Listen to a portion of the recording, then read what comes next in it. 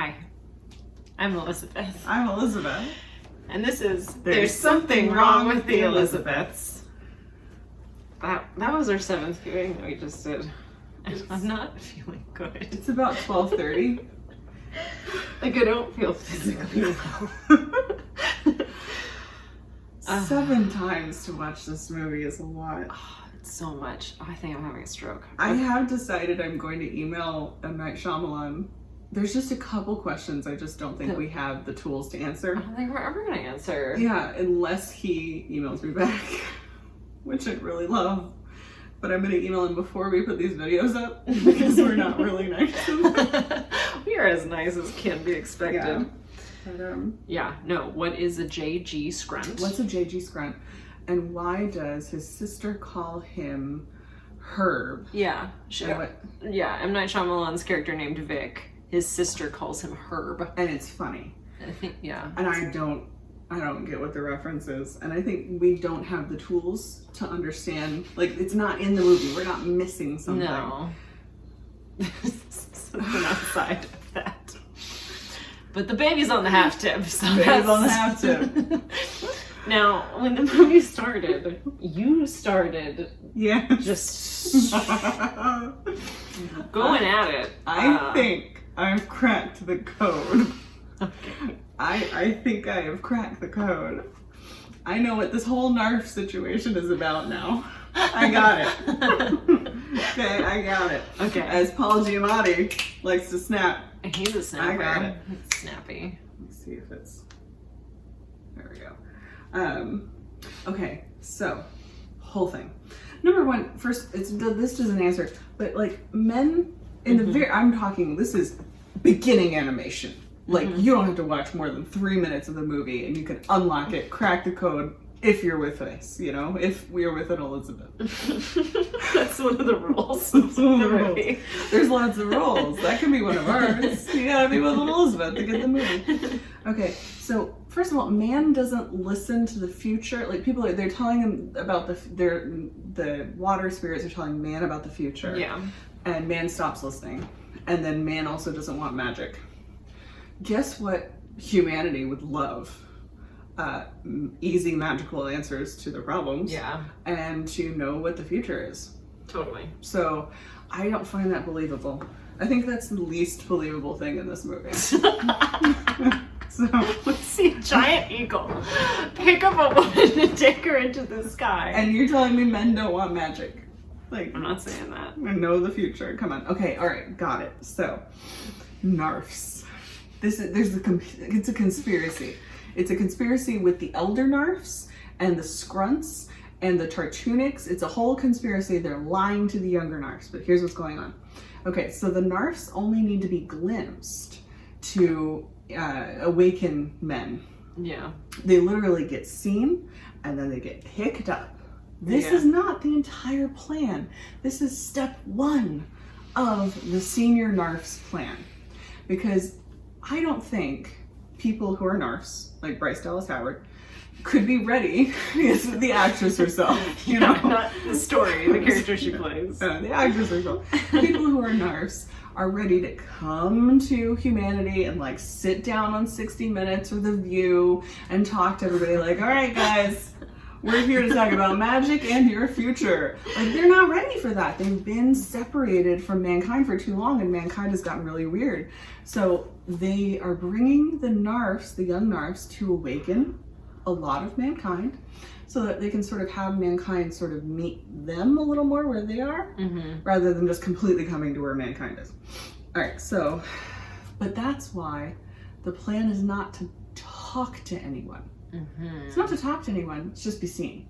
That's why she's so bad at talking to people. She's terrible at it. She's so bad at interacting with humans, even though she spent like time studying humans and she's supposed to be like inspiring humans. She's not supposed to talk to them. But part of what makes her the Madam Narf, and basically I think the Madam Narf thing, is not that she's a chosen one, it's a survival of the fittest sort of thing, where the Scrunts act as quality control. So the young Narfs are told on the night that the great eagle comes to get them, they're immune. This is completely a lie.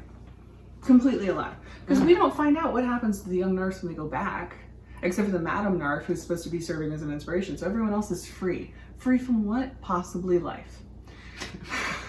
But I think the Scrunts get to eat the Narfs on that day. It's delicious. Yeah, I mean, and so the only way that a Narf does make it back is by being the Madam Narf, which is not a chosen one thing. It's not special. It's the Narf that can work with humans enough to survive. Yeah, they need humans to survive the Scrunts. So this is a quality control thing. The Scrunts are killing any Narfs that don't combine with humans and find the Guardians and find all these things. And also it says that not this one random bunch of humans are special, but that it has the capacity for all humans to be special, which works with the whole awakening thing. Like, we're supposed to be able to work with these magical creatures. It makes sense. So I have some questions. Yes.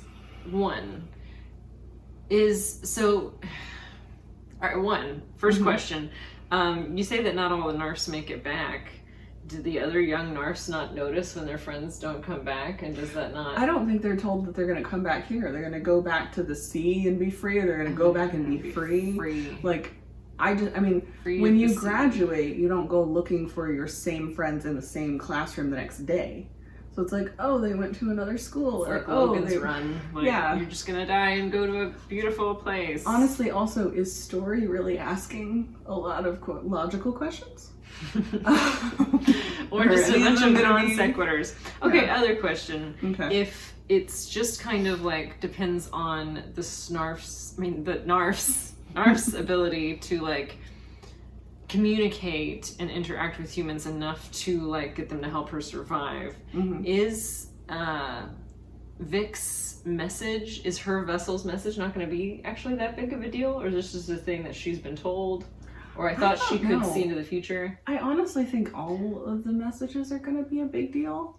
But like, but the problem isn't not being seen. They seem to be able to be seen. It's just the surviving these damn. Yeah.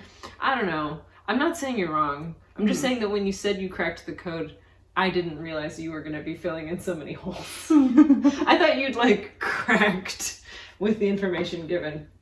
Oh, and you've inserted a lot of information. I do that. I know you do. I just trusted you this whole time.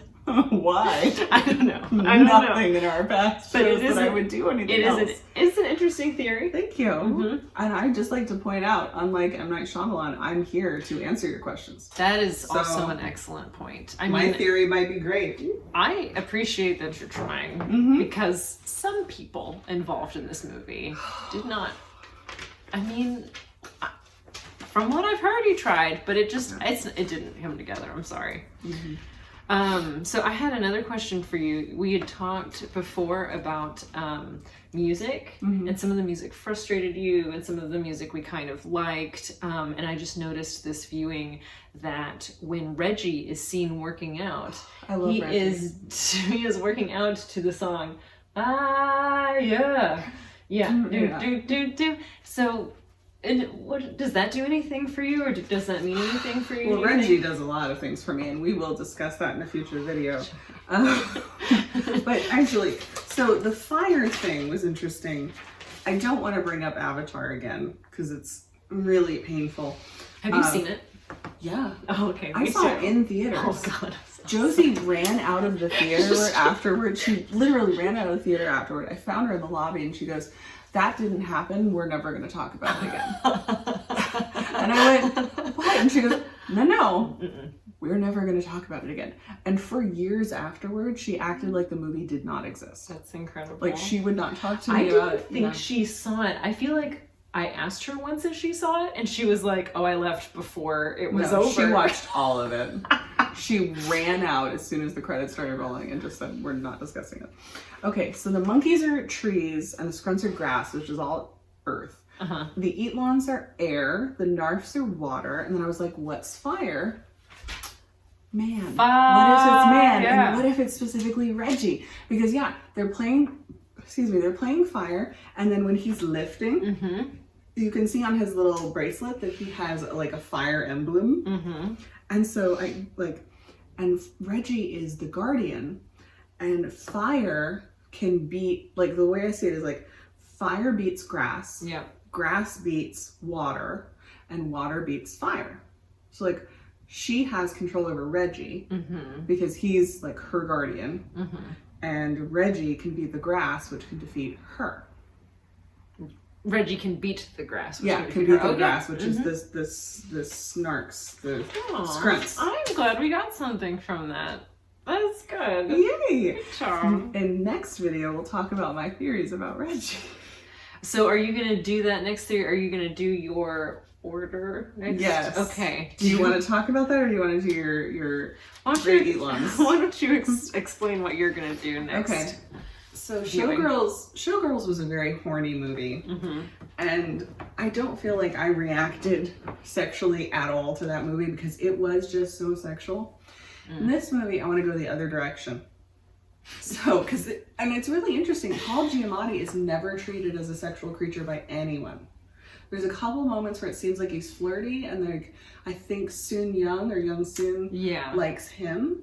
But he's very non-sexual, and I really like that. It's like a male main lead. It was interesting. But we're going to go the other direction. So I'm going to rate every character, not actor, but every character that comes on screen on a scale of 1 to 10 of fuckability.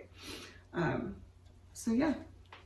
That'll be so fun for you. What are you going to be doing the next viewing? Would you like to join me, or you got other plans? I've decided that the next viewing for me is going to be a viewing of hate, where just like where we went through and we asked ourselves the questions as they occurred to us, I am just going to write ferociously every hateful thing that comes to my mind as I'm watching this movie. We have like 7 more hours. Are you sure you want to do that right now? Yes. Okay. But before I express all of my hate and everything, let's do our great eat-ons. Oh, it'll be a hate fuck. Yes. Hate fuck. Hate fuck.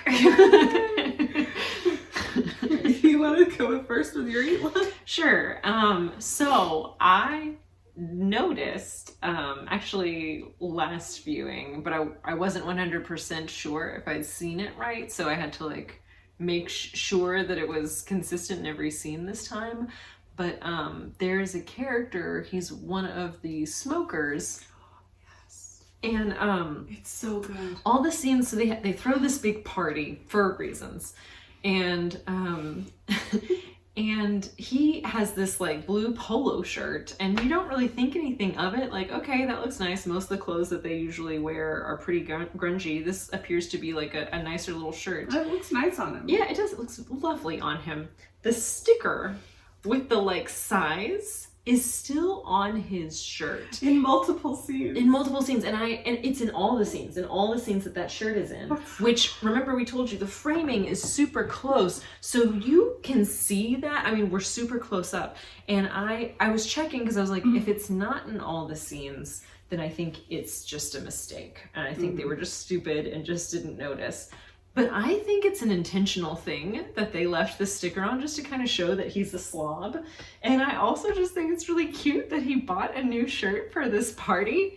And then he's just like such a loser, like dumbass that he left the sticker on. I think it's a great little detail. It's something new that I noticed this time. And I just think it's really fun. So. No, I admire you finding that. I think that's a really great find. Like when you pointed it out to me, I was so excited about it. And it really does bring a lot to that character. Like I think whoever made that choice in wardrobe, like that was a great choice.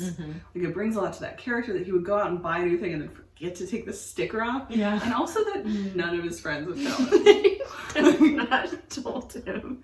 Like, and not to be sexist, but I'm gonna go a little sexist here, which is funny because I've been ranting about feminism, but guys can be like that. My mom went from redhead to almost blonde, and it took 2 weeks for her coworkers to notice. They're all men, and one of them was like, "Did you cut your hair?" And it's like, it's a completely different color. It's like 100% different color. Like she went from redhead to blonde the way Bryce Dallas Howard did, and they were like, "Is something different?" It was amazing. My Great Elon is also about the stoners, and it was something I think you pointed out originally, but every time I see it, it just makes me really happy.